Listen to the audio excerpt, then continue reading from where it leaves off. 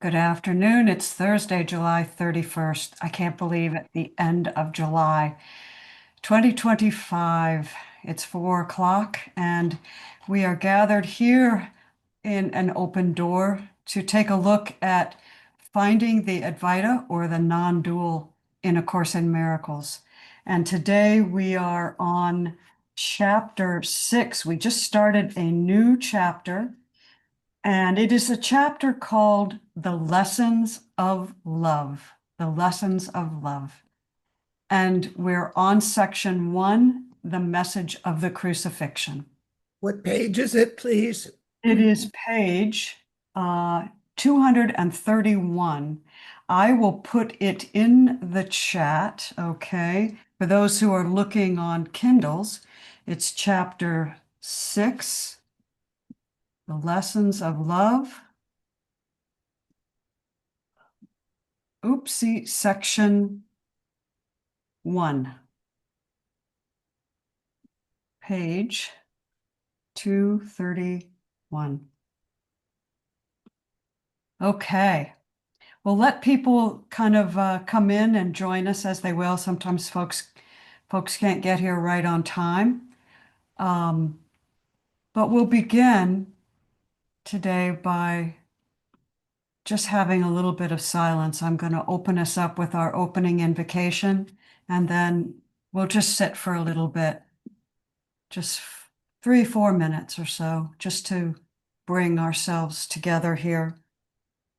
You can keep your screen on or off as you wish, but just relax where you are. I know it's really tempting to try to do other things. I do this myself while we're gathered together here. But if you can, just for this introductory time, just try to settle in and be present just at the opening, so that we create together in this space, this timeless space of no distance. We just create a little circle together. Because why? Because the impulse comes to gather. That's why. The impulse comes to gather. And because the quality of how we are together, how we talk, this is our gift to the world and to each other. So take this time and just settle in. The purpose of every gathering is discovered in the gathering, as the gathering happens, in each moment, now and now and now.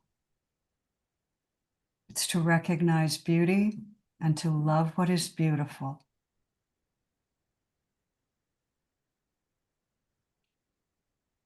Conversation rises out of our being, every particle of our being, and it's all alive. Welcome to this empty table, a cleared place where something new can happen. When we take the hands of those we love, what do those hands become?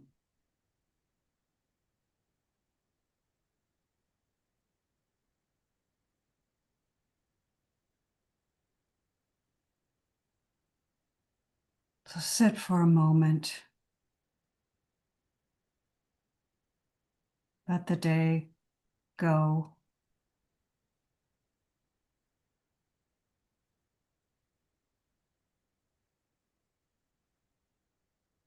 Tune in to the tone of now.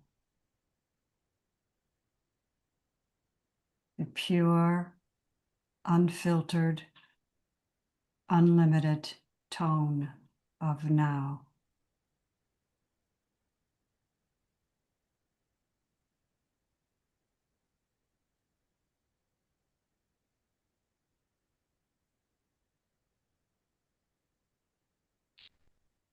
What is it that is aware of being?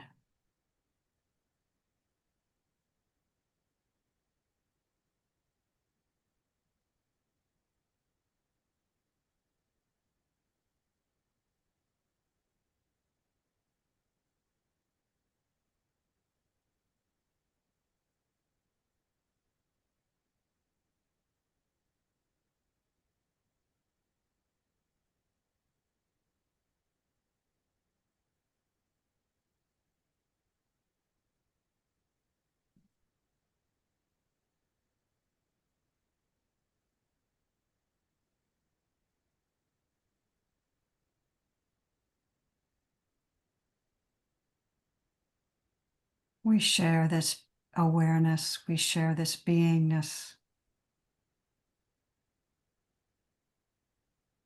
When we sit in the silence, we sit in the same place.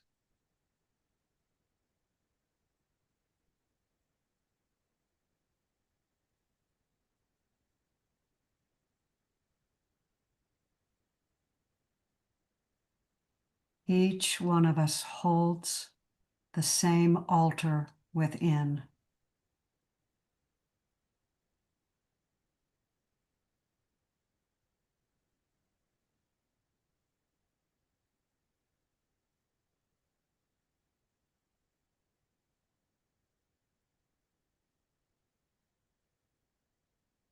Welcome to this place.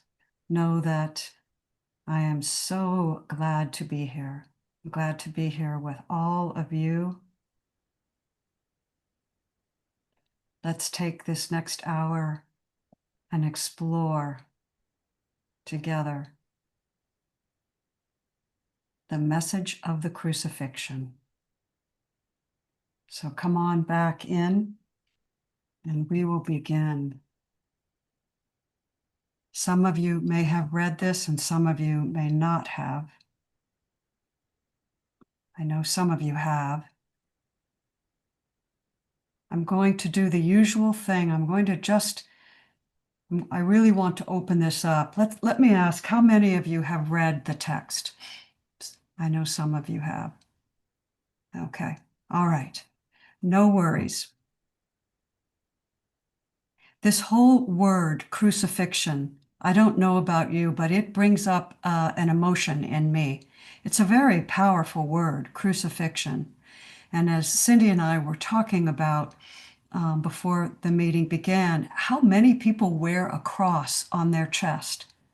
The symbol of the crucifixion. We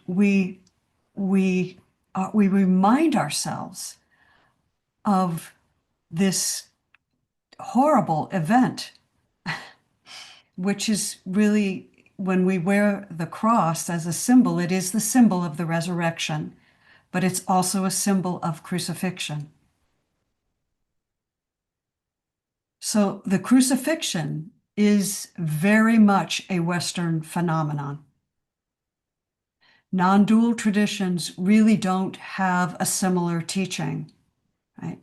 Namely, that someone died to cleanse them of their sins. Non-dual traditions don't really have that. The Buddha died at a very old age, and he was venerated when he died, and his teachings were right there. The ancient teachings of the Advaita Vedanta that are in the Upanishads don't place emphasis on sacrifice. Right? They aren't built on a foundation of sacrifice. Right? The non-dual traditions would go directly to the question, who is sacrificed? Who sacrifices? Who is the me, the I, that is sacrificed for? So Western thought and Western philosophy make a big deal out of sin and sacrifice.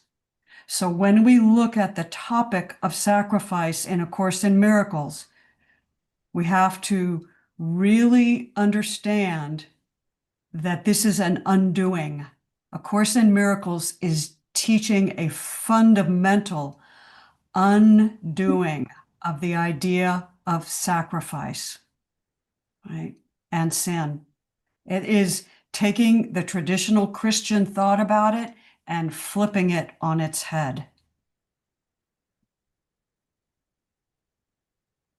So I'm going to summarize this and then we're going to open it up for discussion, all right? So the first section here opens with a teaching on anger, because anger is tied to sacrifice. The whole emotion of anger is tied to this foundation. saying, and this is what it says, we can't, it takes the emotion of anger right to its foundation, and it says, we can't accept anger as justified. The small self, let me be clear here. The small self cannot accept anger as justified unless it feels that it's been attacked by some outside source, number one. Number two, that attack is not justified. And number three, I, the small self, am not responsible for that attack. Right? So, three things. The attack comes from outside, it's not justified, and I'm not responsible for it. Boom, separation right there. And then it turns then it takes the teaching, of course, does, and it says, you, the small self, you cannot be attacked. Attack has no justification, and you are responsible for what you believe. Wow.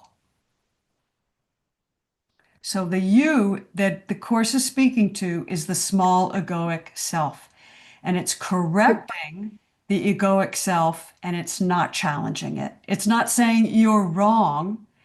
It's just challenging it in a gentle way. So it is challenging it, but it's gentle, right? So a course could go to the straight non-dual path and say, hey, there's no separate you.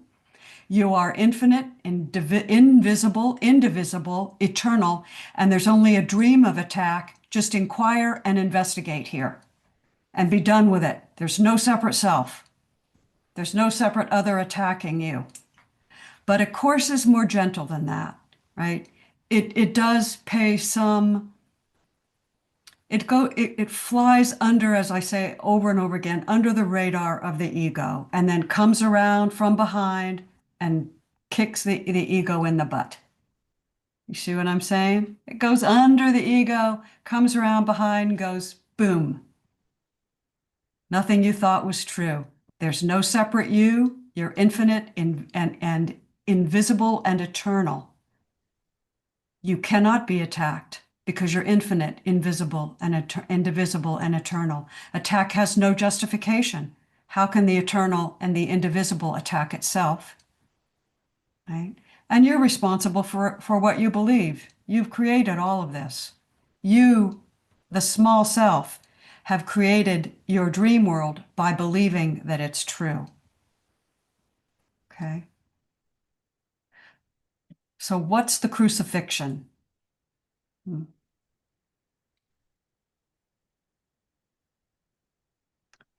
Notice that we term what is the crucifixion, not what was it. This is purposeful because we still crucify ourselves. That's the short answer. So the teaching says the Christ's experience, Jesus, the man, the human being, Jesus, who was the eternal indivisible that came into the dream in human form, that crucifixion was a physical assault of extreme proportions. That's what it says, a physical assault of extreme proportions. So, but yet a course tells us we assault ourselves and others in extreme proportions all the time. Right? And we react as though someone is crucifying us, right? Livy talked about this. For those, some of you were not there, but Livy, who's here, talked about this morning in another meeting about how actors in theater are constantly judging themselves about whether they're good enough. Will they make the role? Will they get the role? I wasn't good enough for the role. And then they go up and go on stage and audition, and someone is judging them all the time. Was she good enough? Should she get the role? That is a form of crucifixion because the one that's trying out for the role so wants it and is willing to believe they're either good enough or not good enough. And Livy, if you want to come in and talk about this now, I invite you to come in and do it. If not now, then at some point.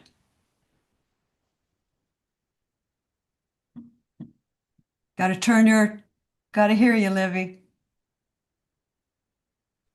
Sorry about that. Yeah, and that's a perfect way of talking about it is like a crucifixion, and how they're up there and they have a job where they are crucifying themselves. I'm not good enough. Nobody's going to believe this, and just constant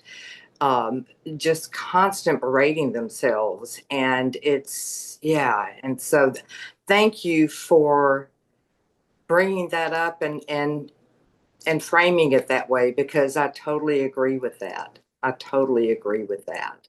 Thank you for that. Thank you. When you said that this morning, I just went ding. Okay, so how does this crucifixion happen? It happens through projection. I think the idea of projection, which is an idea of Freud, is probably one of the most powerful ideas of A Course in Miracles. It's a critical tool of the ego. And so it's really important to investigate how the egoic mind uses projection, because it's really crafty. You know, A Course in Miracles, yes, the dream was created by unity consciousness, supreme intelligence, which is what we are. That's how the dream unfolded. So, of course, the tools they come from an unlimited mind, and they're extraordinarily powerful in the projection. But it's just a tool. But projection but it's very crafty. So the general formula goes like this. I'll just tell you what the general formula is. You can see it over and over and over again. It goes like this, and it's so much of it is unconscious. It's a cycle. It says, okay, I have accepted that this world is real. That means I've separated from source. But this is unconscious. I see the world as real. I don't question it. Included in that is the separation from source. It's a complete package, right? Separated from source. I'm a body mind. I can be hurt. I grow old. I need my glasses because my body fails me. I break my shoulder because I'm getting old and my body's failing me. I need bladder control underwear because I can't control my bladder anymore because the body's getting old and it's failing me. All of that I believe, all of it. And I'm doomed to death, right? And this belief requires a belief in separation. And it's buried so deeply that we accept it without question. In fact, those who question it, near-death experiences, they're crazy people, right?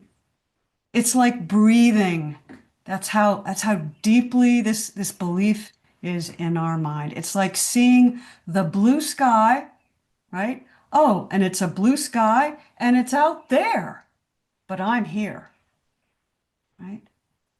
This is how unconscious the belief in separation is. And to live in this world requires that we believe it all the time, because even though A Course tells us you can't live in two worlds at once, you can't see two worlds at once, being in a body requires us constantly going in and out of this reality, quote unquote.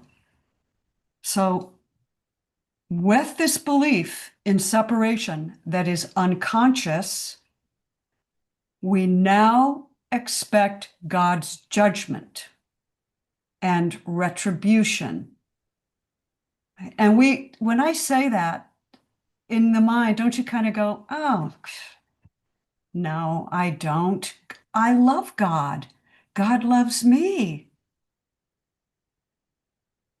But who's judging you? God. Who's punishing you for bad behavior, being a bad boy or a bad girl? God. But I love God, right? I love my punisher. And my punisher loves me. And the reason that he punishes me is because he loves me. This is what the crucifixion rests on, right? So this is buried so deeply in the unconscious mind. And it's so painful and so frightening and so unconscious that we have to protect ourselves, right? And so this creates this general feeling of fear and anxiety.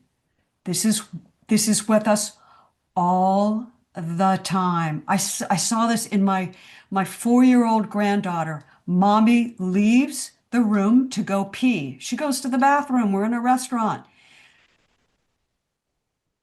My 3-year-old granddaughter can't see mommy, doesn't know where mommy is, and immediately feels vulnerable. I need my mommy because if she's not there, I'm vulnerable. Something could happen to me, and I just absolutely have to see her.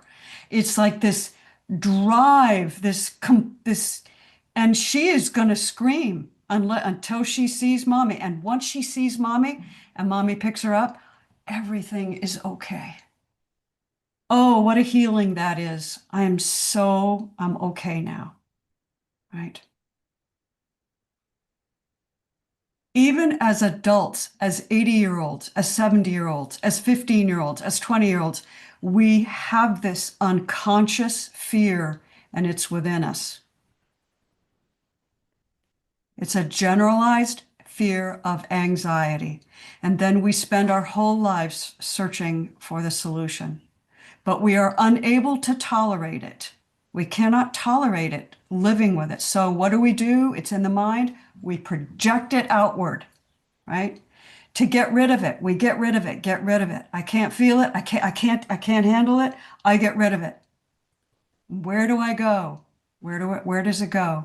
It goes outward onto the world. But at some level, we still know on some deep unconscious level that we are projecting it, that we are getting rid of it. So what do? We double down. We double down. Now, because I've gotten rid of it, but I've forgotten that I've gotten rid of it. I'm not going to admit I've gotten rid of it. I expect something to attack me because I've pushed it out onto you, onto the separate self that I no longer recognize as my true self. I push it out onto my separate self. And now I've put it onto you. But I know I've put it onto you, but it's unconscious. And I know that you unconsciously are putting it onto me.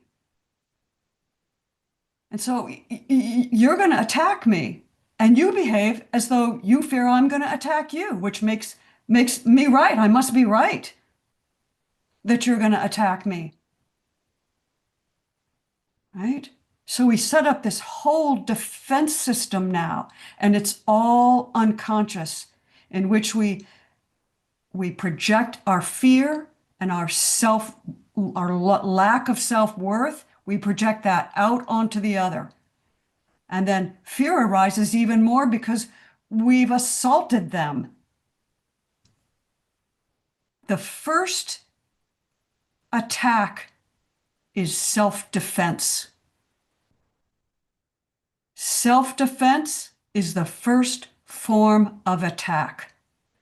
Because what are we defending against? And so we attack them before they can attack us. And this has to be seen in order to be healed. We have to see it, or we can't heal it. Now, in the non-dual traditions, this is called self-inquiry, and we sit and we do self-inquiry.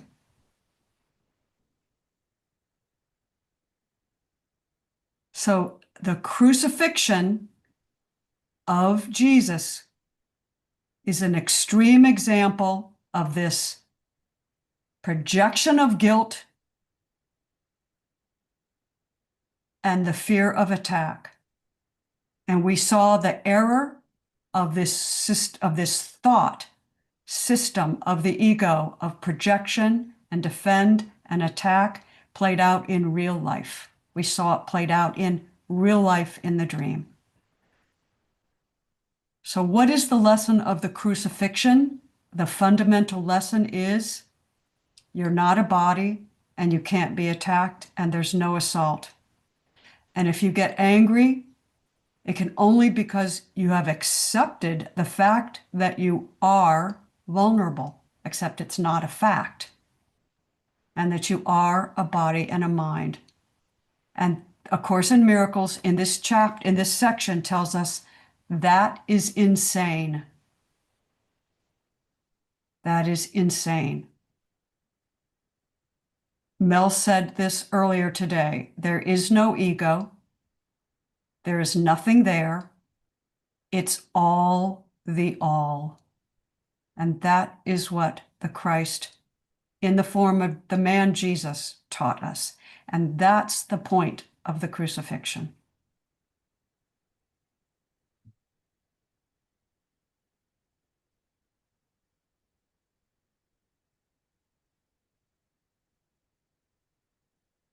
So I'd like to open, there's much more in this, much more in this. This section tells us that, it tells us what Bill's prayer was, what the Christ voice told Bill about how to pray. It tells us that you should teach only love because that's what you are. That's the famous line, is to accept that you are the infinite, indivisible one. Teach only love because that is only what you are. You are not many loves. You are not many forms of love. You are only the one love, expressing itself in infinite variety, but there's only one love. And that is what the Christ taught us. Even as the Christ, man Jesus, was being strung up on two wooden beams at an intersection. And that is what this section is telling us, is the true message of the crucifixion. And he says, don't mistake my love as a call for martyrdom. Do not do that. That is taking the teaching and turning it upside down. And he says expressly that the New Testament turned these teachings upside down in many ways, and that the apostles did not completely understand these teachings. And I'll stop now and turn it over to Mel. Thank you, Mel. Good to see you. Good afternoon. It's wonderful to see you all. And Amy, you're just so clear. It's really appreciate your understanding of this. I just wanted to comment on about the crucifixion a bit. You know, I think one of the most powerful statements of Jesus was when he was on the cross and he said, you know, forgive them for they know not what they do. Clearly, you know, that sense of sin is as ignorance. And so I think that was so powerful, you know, at the time of his, you know, most distress, you know, that's the power of forgiveness, which you see played out throughout the whole course, you know, the way of, you know, and the other one I was going to mention too, on the cross, I think I believe he said something to the effect of, my Father, why have you forsaken me? And anybody who was there who was Jewish would have known that he was pointing to Psalm 22, I believe it is, because in Psalm 22, they all knew that. It was a prophecy of the crucifixion. So he was saying that it says something about piercing hands and renting garments in that psalm. So by pointing to that psalm, everyone knew that this was the fulfillment of that prophecy. So it has a deeper meaning. Some of the things when you take it out of context, you can see that it was pointing to something else. Wow, I had not heard that. I appreciate that. And finally, at the very end of this chapter, he mentions where the quote where he says, "I come not to bring peace, but a sword." And me, that always meant the sword is really to cut through our beliefs and illusions and false, the ego, so to speak, that sense of separation, and not bring peace. The peace is not to the ego because it's going to, be the end of the ego. Beautiful. So, yeah, I interpreted it that way. That's beautiful. And he could have said, and maybe he did, we don't know, they know not what they do. He could have said, they know not what they are. Yeah. They know not what they are. Right? But civilization wasn't ready at that time, but it's all perfect. It's not that everyone was ready and got exactly what they needed, right? Got exactly what they needed.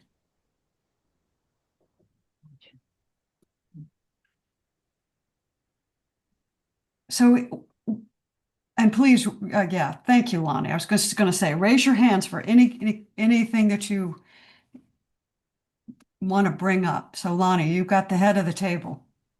I think in the original Aramaic, it's very possible that it wasn't they know not what they do, because in the translations, even of the Lord's Prayer, the way that the language is slanted to that one God and to the belief that they wanted the people to have.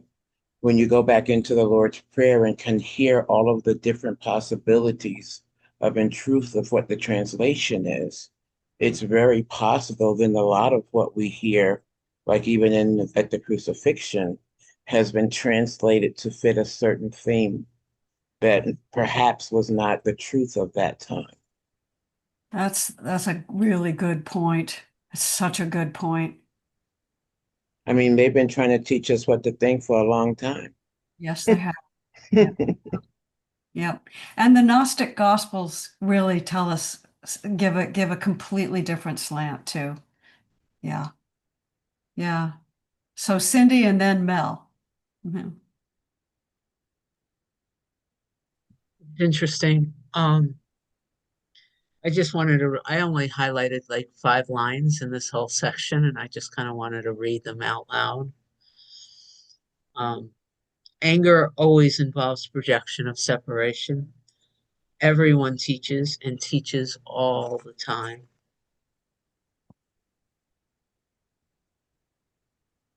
As you teach, so shall you learn. I will with God himself that none of his sons should suffer. Teach only love, for that is what you are. And I do not call for martyrs, but for teachers.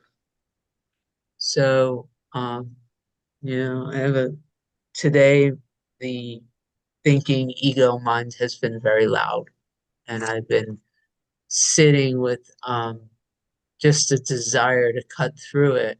And so when I sat with this again today, I just asked, not to feed this mind that is very loud today in a lot of different ways, but what is most useful. And so through all of this, I'm hearing the story doesn't matter.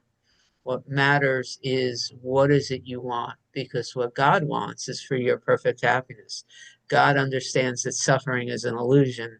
So you are here and there's a consciousness in you, and no matter in every single moment, you're teaching how you show up. You're teaching based on what you pay attention to. So go ahead and be kind today. Go ahead and love today. Go ahead and cut through whatever the visual thing is, and remember that, right, it's soft words, but love is what it's about. So where am I placing my focus? And if there's anything here, because the thinking mind has a lot of things going on, like I said, that says, man, I got to suffer because if I put myself second or fifth or 10th, others will benefit. That's martyrdom.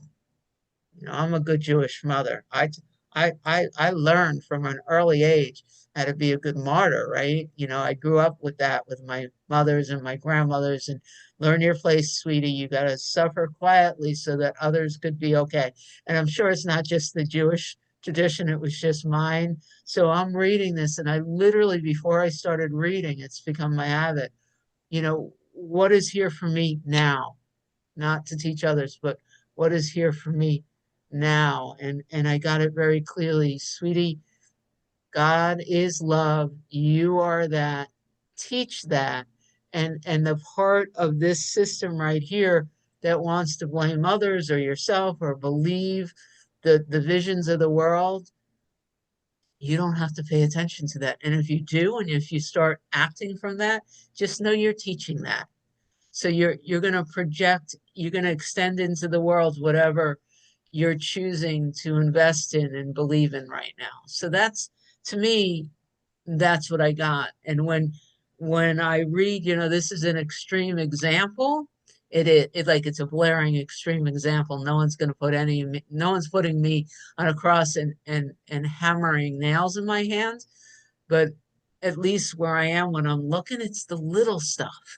It's the little fiddly side comments and conversations and believing the past and shoulda, coulda, wouldas that can potentially have that same effect in my mind. So really, really grateful for the experience with this chapter. And sometimes, especially when it's really loud, I'm like, okay, Jesus or Holy Spirit or God or whatever you want me to call you today, because the name changes every day. I tell some people sometimes I call it George. You know, whatever you are that knows, just cut through the chase and tell me what it is that's most useful. And that's what I got today. Thank you, Cindy. And I'm here. My video's off because I'm just moving, like the body's moving a lot. So That's all right. We're glad you're here. yeah, thank you. Thank you. Mel, what you got? And then Lonnie. Okay, well, Lonnie kind of made me reflect on this, her last comment, and also Cindy. Um, at one point, I was thinking it's so wonderful here because you can say even the most outlandish thing, which maybe I probably have, and yet you're still, it's okay. You know, it's always okay. And then I thought, you know, at least here, you know, you can never get, quote, excommunicated. And that made me think, wow, think about the Catholic Church that you can get excommunicated. You can Wow. get thrown out. And God, what did Jesus teach was love, that whole inclusive. And yet that's Lonnie was saying how that things can get twisted around to the point that you can actually excommunicate somebody. So it was just very revealing to me about be careful of what, you know, is, you know, get taught sometimes. Yeah, so not only can you get kicked out of the Garden of Eden because you're bad, but then we can kick you out of the church too. Oh my goodness. Wow. Wow. Thank you, Mel. That's insightful again. Lonnie, what you got? Well, I struggle with this concept of sin, but I want to go back to what was just said about the hurry up and just tell me what I need to know. Because I work with so many people who are kind of like, well, you seem to know. Can you just tell me what I've got to do?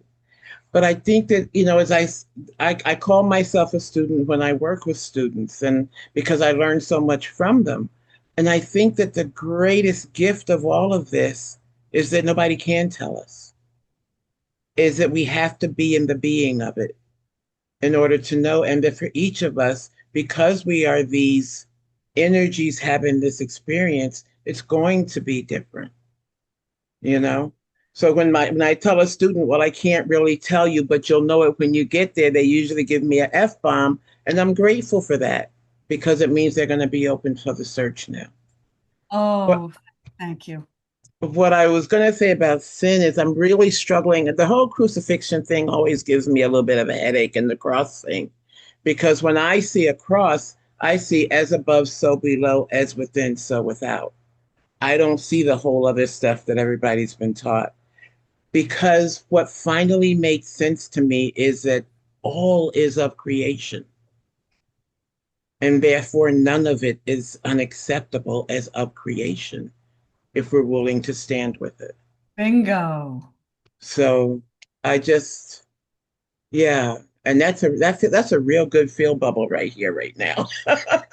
Yeah, no, that's right. So the teaching says we're free to perceive ourselves as being persecuted if we choose.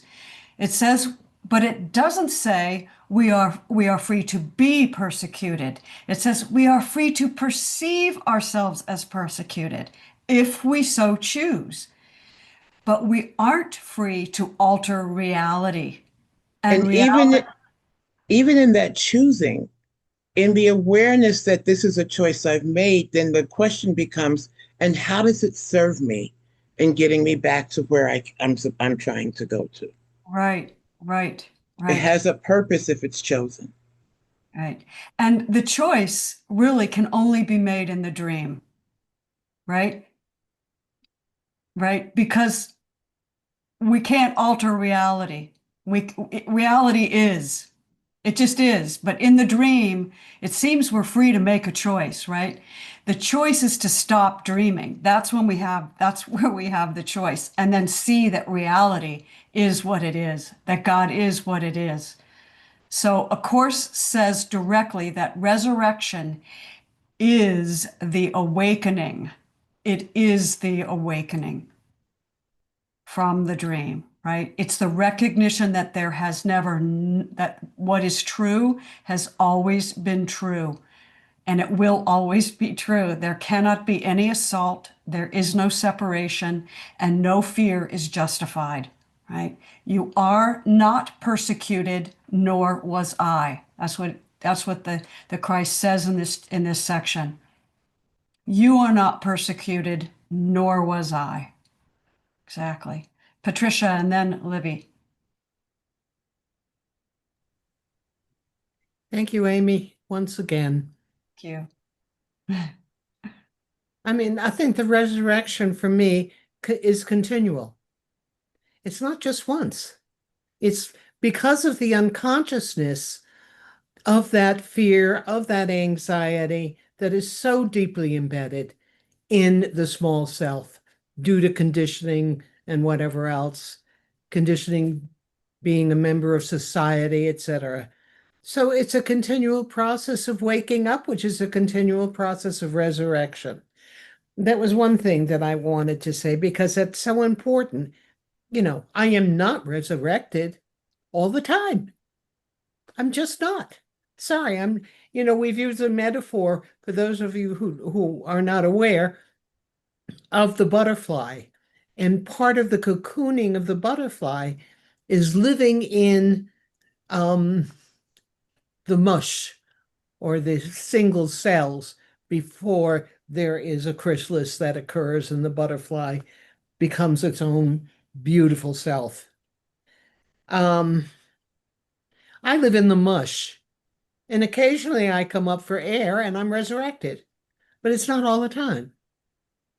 The other thing I was thinking about is also how the church condemns and excommunicated. I must continually remind myself that the church was created by the egoic minds of men, mostly men, not women.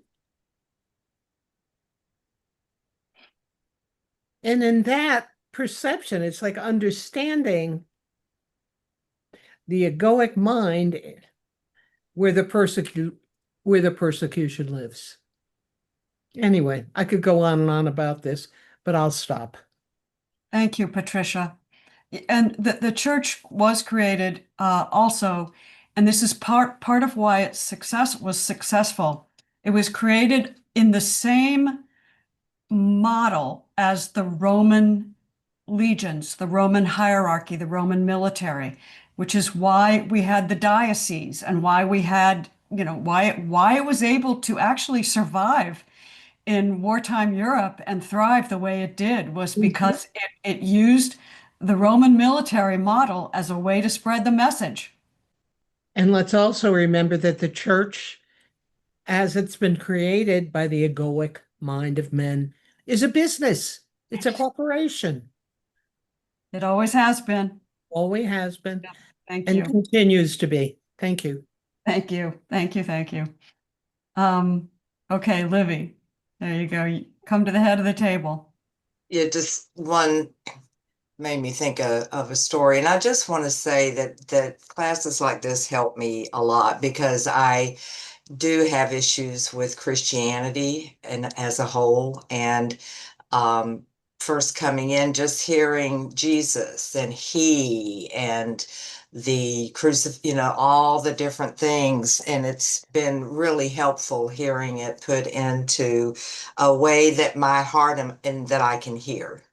I can hear this and I don't shut down to it. And I have a very dear cousin who is someone that gives Christianity a good name. And because she believes in what it is. And she was moved to one of those ginormous mega Baptist churches in Texas.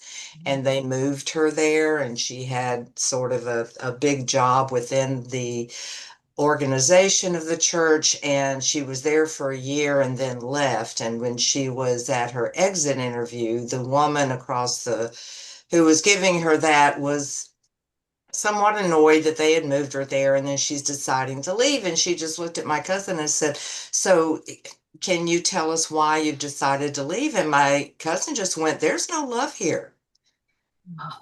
There's Oh, no love here. And she said that woman tensed up, gritted her teeth, and said, I've got the love of Jesus running all through my body, and that really, came across. And then I do have a question a minute ago when you were discussing reality and the illusion. What are you defining as reality? Because that's can be illusion as well, depending on if it's, yeah. So I'm a little confused about that context. maybe I just didn't explain it very well. That's entirely possible. So the dream is this world, Yeah. but reality is one, timeless, infinite. It's being, it's the presence, which we all experience in the same way. Okay, just wanted to confirm that's Yeah. okay. Thank you. Thank you. Thank you for asking that. It's the I am. It's the only thing that we can know is that, and that is a good question because that kind of takes us to where this section ended. The voice ends by saying really clearly that the Christ in the form of the Jesus man came to teach atonement or at one-ment. It says directly, I came to teach the atonement prayer. And so what is the atonement prayer? And this is in note 24, which you can look at if you want to. Where is note 24? Note 24, I think, is on page, it's on page 237. But for those of you who are looking at a Kindle or don't want to look it up, it says that it's kind of unclear what the atonement prayer actually is based on this, but it's very similar. What it says is, I pray that I may accept the atonement with conviction. This is what the voice told Bill Thetford to pray. So, and the last line in the prayer is, Here I am, Lord. So that was the atonement prayer. I came to teach the atonement prayer is what the voice told Helen. And then the voice told Helen, and she told Bill that the prayer should be, Here I am. I pray that I accept the atonement with conviction. Here I am. So let's look at that. Let's look at that. This is very similar to what the guides tell us. I am here. I am here. I am here. This is the small self stepping right up to the threshold of the now. The now moment. This is the holy instant. I am here. And you can drop here. because here is about place and space. I am. I am. That's the prayer. I am, and then open to whatever arises. That's the prayer, right? I pray that I will accept the atonement with conviction. That means I stand in my willingness to know myself one. I pray that I accept the atonement with conviction. I stand now in my willingness to know myself one. I am here. I am here. I am. This is the prayer. This is the prayer.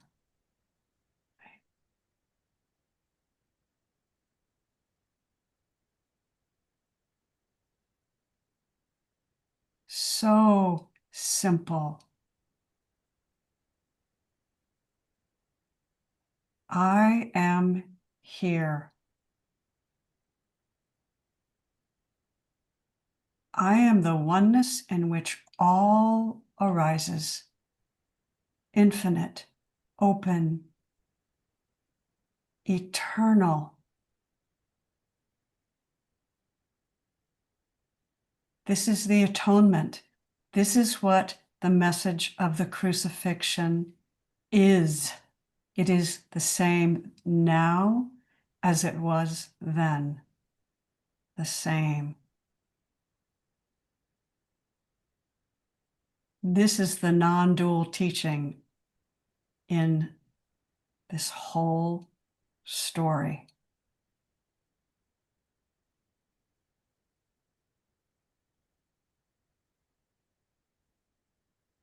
So even here, the voice tells in the end of this section how the apostles became confused and they thought that the call was a call for martyrdom.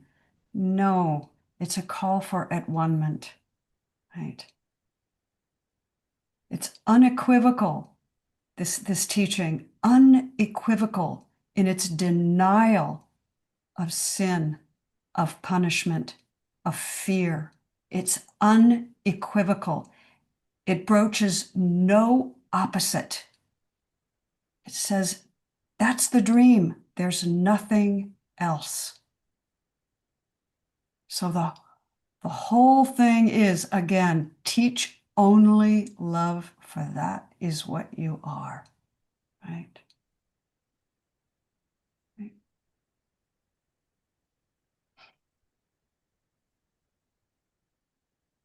Lonnie, come to the head of the table. But as I'm sitting here with this energy in my body, I guess I'm kind of hearing it all as do what you will. You know, stick stakes through my hand, kill the body, throw rocks at me, call me names, do whatever. I still am. You know, take me, put me in a cave, lock me away as though that'll end it, but I still am. Because no matter what, the oneness that I am is always going to be. Always has been. I am. Yes. No one can touch that. That's Yeah. that's the inheritance, right? That Yeah. inheritance. And it takes us right back to nothing real can be threatened, nothing unreal exists. Herein lies the peace of God. The first words ring throughout. As the guides say in Paul Selig, this is the one song sung, right? There's only one song, and there's only one note played. When I think of real versus unreal, I think of it in the terms of truth versus untruth. I think of it in the terms of truth needs no agreement because truth is. The sun rises, that is, without all of the adjectives. But that a lie or an untruth needs agreement in order to support the illusion of the lie. Yes. I am is not a lie. It is the one always truth. always. I needed this so much today. We need it every day, right? Mel, come to the head of the table every day. So nice, so wonderful. Just reflecting too on reality, that one barometer that I use for reality is if it's unchanging, eternal, and infinite. Everything we see around us is always changing. The body's always changing, everything. But what is never changing, as you said, always, never changing, eternal, and infinite truth, So it's Yeah. the oneness, the I am.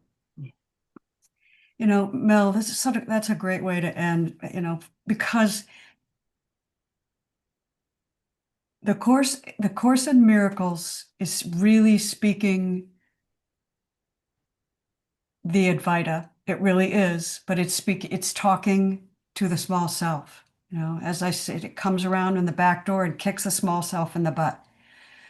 But when we sit in the I am, the eternal now,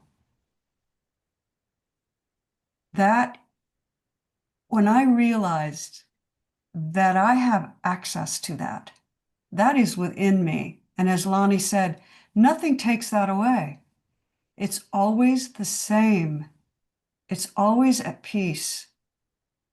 It's always present. And the wider a path that my little egoic mind is able to walk down to that place, the more it becomes my foundation, the more I become established in that, established as my identity, as what I am. And that's where we're all headed. That's where we all are. We talk about the dream. And Patricia talked, I think it was Patricia, a little about being in the mush. And the mush, yeah, the mush is what it feels like every day. But the truth is, and I know Mel is just going to jump right on this, we are never truly in the mush. It's a dream experience. We are always the one. We are never not that. Right. And the reason we can always go back to the I am presence is because we are always that. We play in and out, as Francis Lucille's, we play the game of cops and robbers all the time. You're the bad one today, I'm the bad one tomorrow. How much fun is this? We go back and forth with it. And then we go back to the I am. We come in for dinner, right? Because mom's calling us home. Time for dinner. We come in off the playground and we come and have dinner. And that's where we're fed. That's where we're home. That's where we're all gathered at the same table in one family, right? That's what it is. Can I just say how grateful I am to be back amongst you and to see all your beautiful faces today? I've been away for a while and I missed you, and I'm glad to be back with you all. Thank you, Lonnie. Right back at you. I know we all feel the same way about you. Thank you. We miss you when you're not here. And I'm glad that August is here. I'm glad everyone is here. Really, really good. No special ones. Everybody's just happy to have you here. And so next week, we're going to do projection and separation.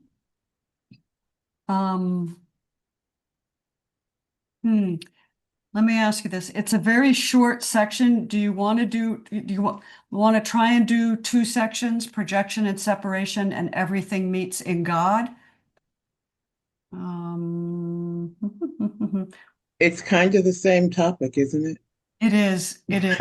Oh, okay. Next week, we're going to do section 2 and section 3. Okay. That's page 239 to 243. Projection and separation, and everything meets in God. And you know what? We'll see what happens. We'll see how it unfolds, right? Just read them if you can read them. If you can't read them, that's fine. I'll be prepared to talk about them both, and we'll just see what happens. All right? So, oh gosh. Gonna bail out of here, Amy. I got a funeral thing not to go to. Okay. Thank you. Thank you, Chuck. See We'll y'all. miss you. Love y'all. Okay. All right. So let's conclude. It's 5 o'clock. And so Let's take our moment. Come, come, whoever you are. Wanderer, fire worshiper, lover of leaving. This is not a caravan of despair. It does not matter that you have broken your vows 1,000 times. Still come, and yet again. This is not a caravan of despair. We will see you next week at 4 o'clock, if not before. Thank you, Cindy, for making the space available. I love us all. Mwah.